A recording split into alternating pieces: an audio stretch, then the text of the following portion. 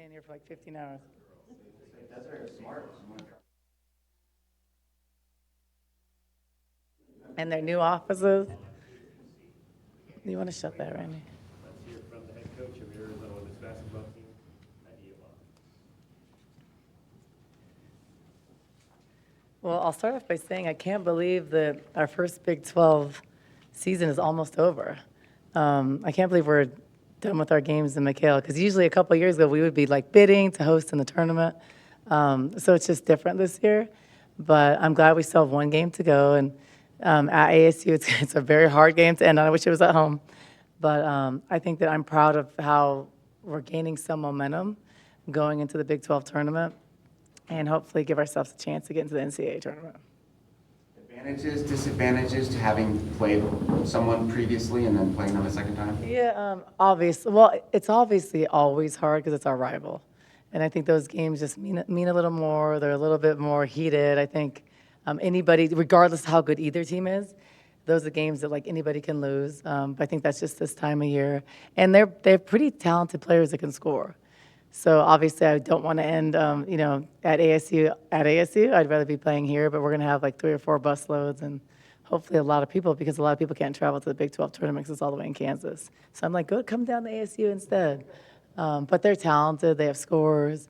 They're scrappy. I mean, the game was pretty close here, and we know that they can definitely beat us if we don't go into ASU with the right mentality and really on it. We won't win. So all of us need to win games right now. What update do you have on Montea? I don't really have a complete update. Obviously, she's out today. I'm hoping she can come back, but I'm not.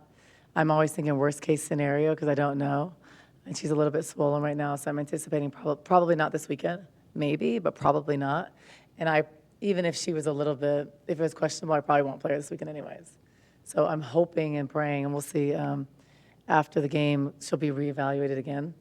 And then I'm hoping that it would just be ready for the Big 12 tournament, or if not, NCAA tournament, if we were to make it. How would you categorize just the emergence over the course of maybe the last 8 games we've seen from Skyler and how she's kind of settled into what you need her to do? Yeah, I think Skyler just went through a rough patch, like every young player does. You always see it around like that January, February. I'm telling you, every year, and I'm surprised we didn't see it more. Jada kind of hit that lull.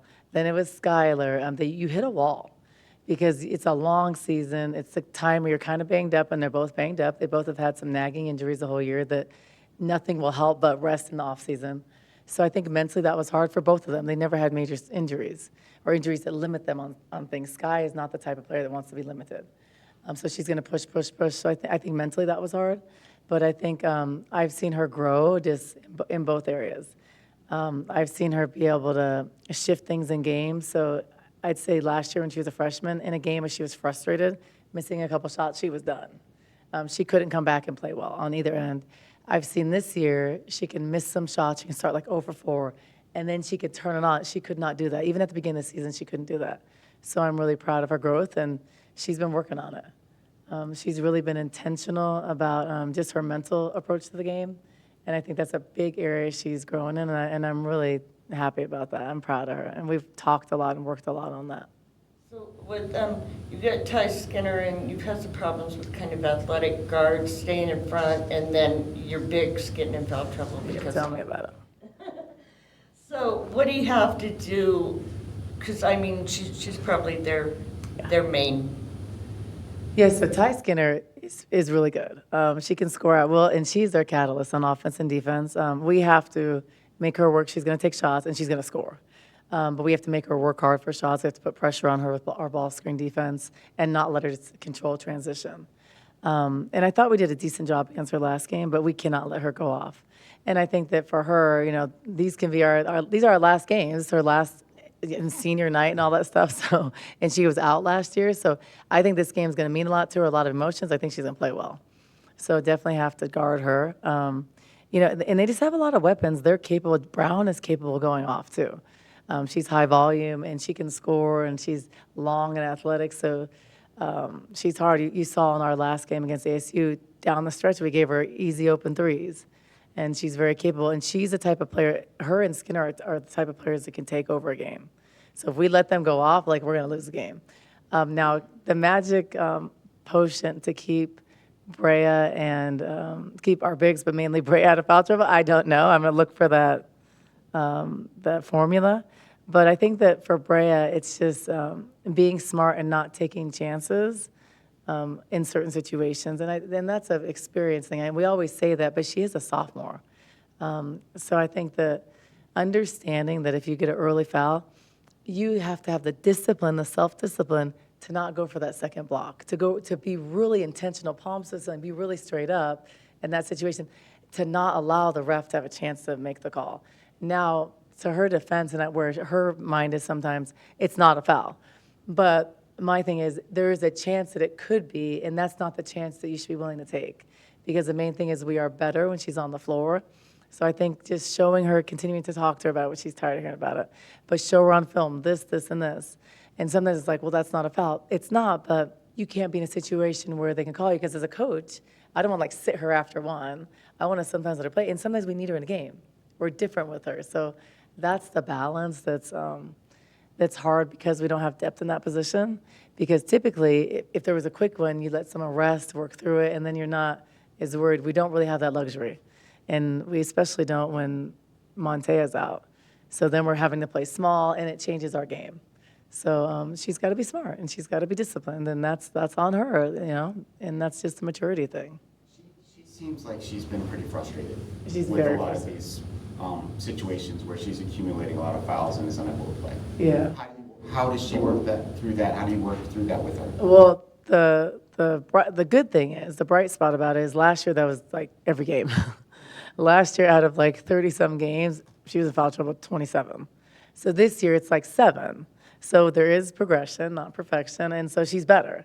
But they're just in bunches. So it'll be like 3 games in a row, and their frustration, and she clearly, like, no doubt about it's frustrated. But I think you have to learn, and you have to not take those chances, which is hard as a competitor. So I think that probably I can help her in a sense, like take her out right away after. But sometimes it's hard because on the offensive end, she'll be doing really well. And I don't want to break that rhythm, and we need her. So it's a catch-22 sometimes. But you just have to keep on talking, showing on film, and working on being more proactive. And I think that's one thing with her. The fouls are primarily from being out of position. They're not in pick-and-roll situations, rarely. They're in, attacks to the basket because the guard gets beat, and then going for a block or being late and going for a block. So I think just repping, like being in position, like not being a step late. And when you do work proactively, you're not out of position as much. So for instance, an example of that is if I'm denying on the top and like I'm working ahead, I'm jumped to the ball. But when I'm working behind and late, I'm trying to deny after and I run into her or run through her, right? So it's just moving when the ball moves and the discipline to do that. And she's not there yet, but what I can say is she's improved so much. I mean, now we're talking about a few games compared to every single game last year. She fouled out of, I have so many games last year. Randy, you would know that. And this year she fouled out of a couple. And she's gotten better defensively. Last year she could not play defense. And this year she's had some stellar defensive games. So there is improvement, but it's not where she needs to be a top post in the country. She's got to work on that. Get that 8th spot, correct? Yeah, I think what we're similar, we're the tied as far as our wins and losses. And then they play, I think they're playing at Texas Tech this weekend. So I think we both have to take care of business, but then we would be tied. And they have the tiebreaker because they beat us. If they lose, you win, you would get that 8. How important is it maybe just to have that extra day? I think it's important, but I don't really think it. So there's 2 ways to look at it. So I guess the first way to look at it is, it comes down to the Colorado game being important anyways. But 2 ways to look at it. The first way is like, if we're tied, they finish higher. I think the Big 12 tournament games, we get an extra game, and you can get an extra win if you win. But I think the negative thing is, it puts pressure on the Colorado game anyways. Because let's say they finish ahead of us, we would play them in the second round anyways if we win, and we'd have a better winning record. And if we beat them, I think that's an advantage. And then if you don't play them, we finish lower, we could have a better overall record. But I think that game still counts. Because then if you win your first round game in the Big 12 tournament, then you could be at 21 wins, and then you would play Colorado anyways. So I think in both situations, that Colorado game is essential, I think, for both of us. Is it ideal to this 5 straight games for the teams 9 through 16? Is that an ideal way to run a conference tournament, do you believe? I don't know, because that's above my pay grade, but like, I think having a double bye is like interesting. That's kind of sucks for people that don't, because it's gonna be hard to win all those games. That's hard. I think I was just used to before the Pac-12 and having the day in between. That was a big thought. So it's just so different. So I don't know what to expect. I mean, for us, I think, and getting wins and stuff, I think it's not that bad. But I don't know if I'd want to play a team after playing 3 games before. Like, that's pretty hard. A situation where you had to play 5 straight days in a row? Never. Never, and I'm glad I'm not playing because, yeah, that's hard. But I think honestly, for like people that came from the Pac-12, you're more conditioned to play close. You're used to playing 3 games, and you're more conditioned to play short turnarounds, which the Big 12 and other conferences never did. So I think that always helped the Pac-12 before in the NCAA tournament because we were used to those quick turnarounds. No one else was. So without a lot of depth and with youth, I don't think that's ideal. But I think it's a different season. It is what it is. I think sometimes when you have momentum and you're playing good, and hopefully we'll get there, you didn't want to keep on playing. If you had asked us a couple of years ago when we were in the finals, like us playing 10 more games, I would have said, heck yeah, because we were at that mindset. So it wasn't tired. They're used to playing 5 days in a row with AAU. That's all they do. They don't practice and work on skill. They just play. So I don't know, as a player, I love playing more than practices. Going back to Montea, she seemed to really freak out when she went down the other day. You were closer to her than we were, but just looking at it, do you think that's still a little bit in the back of her mind? It always is. Your first year out of ACL, it always is. I think I'd say just being a player that has done that and had multiple knee surgeries, it takes like 2 years mentally. So I think your first year, you're just getting your legs back. She was an athlete, and she is an athlete, and it changes your timing of jumping. And I think when anything like that happens, it could be a bone bruise, it could be broken scar tissue, it is scary because you just spent 10 months rehabbing to get back, and then like the thought of having to do that again is like really hard. And so I think that in your mind, when you go down like that, you automatically think, oh my gosh, is my graph okay? I think that's a normal reaction. I know that I'd say for like the year after my ACL, and I had never had injury, I never missed a game in college. In the pros, I was scared to death to do layups because usually you always tear it like on a layup or a shift, like a jump stop. And so like you're scared to jump stop. Everybody that's had ACLs pretty much is, even for a year after. So it takes like 2 years. When did you hurt yours? I hurt mine. I was like 25. I think my 4th year in the WNBA. I tore it. We were playing the LA Sparks. And I had never missed a game in college. I had never had a major injury. I never even had sprained ankle. And like I had a jump stop. It was like a jump stop kind of pass on the baseline. And then my knee just, and I never was hurt. So I remember going back and seeing a doctor. And I was like, oh, just check me out. And like, let me go back in the game and check me out after. And then I got off the bed or the table from being checked out, and my knee was like, my ACL was gone. And they don't tell you then because there's no MRI, so they can feel that it's laxed. And her graph and stuff is fine, it's secure, but she's just swollen. So it's just, I mean, it's scary mentally. It's really scary. So she had that reaction once before. Was when they looked at it after that time, was it like it's more serious this time than that time? No, I think the main thing when someone goes down and it's a surgically, previously operated leg, the main thing you look at is the ACL. You want to see if there's any laxity in the joint, and you don't know for sure until you have MRI because there could be a partial tear or something, but the main thing is usually know from the way the ACL is. So her ACL is intact structurally, but it could be a bone bruise, it could be, your LCL, MCL, like on the lateral medial side. So I think there's all those things, so an MRI will be more conclusive. But I think when you're swollen and stuff, you got to take a few days anyways. So, but I think mentally as a player, it's like, you're like praying. It's not, it's not that. I want to say that there were 3 players who took charges for you in that game. And Isis was one of them. Yeah. Do you think that is contagious in a way, that they watched her do it and it kind of... Probably, because when the big girls will take a charge, it is like a miracle, and they always talk about it because they do not. Brea will never take a charge in her career, I don't think. I think one of them was Isis because she was talking about it. They brag about it, like, I took a charge. I'll be my last one because their butts hurt usually. But yeah, I think it is contagious, and I think it's just trying to make plays. Montea took one, and if you knew Montea a couple years ago, you'd be like, she'll never take a charge. But she was playing so well, and that's finally a game where she came out of her shell. And I was looking at all the statistics from the game, and it's like her, because she's a really good athlete, and her jumping ability, like they look at all of their connections, measure their jumping speed, all that stuff, and she was by far the highest. So there was a couple times she really skied by I think 3 or 4 inches higher than anybody else on the floor. So that shows me that she's capable, and I'm just sad that she had that little injury because she finally was more aggressive and kind of came into the way Montea needs to play. So that's the hard thing. Is that how she played in high school, or was she more reserved in high school? No, I mean, that's how she played in high school, and probably even a little bit more aggressive. I think it's just a confidence thing, a comfort thing. High school's a lot easier. Now she's in between a 3 and a 4, playing the 3, because doesn't really like a lot of physical and contact. So she's a little bit better at the 3, but it's just different. The speed is different. You're guarding really fast guards. And I think it takes time mentally to get over the ACL when you've never been hurt. So I think all of those things. But she's coming along, and she's still a freshman. She's got a long way to go. She seems to have really good instincts and timing when it comes to blocking shots. She does, but she doesn't go for them a lot. So the fact that she's coming out of her shell and going for them, because she's an athlete, she's probably one of the most athletic players on the floor, but you don't see it a lot. So I think getting her to take those shots, we saw her drive into the basket, spin moves. We see that all the time, but getting her to apply those and have the confidence to do it in the game. And she's finally doing it. And I've known how she can play. She can do that every game and more. She can even be more aggressive than that, I think. But it's baby steps, and it takes a while. And a lot of that's it's her personality. You don't have to tell Jada, shoot. Jada's going to shoot. It's what you are. You don't have to tell, I'm trying to think of other players. You didn't have to tell Aria to go in transition. That's what she does.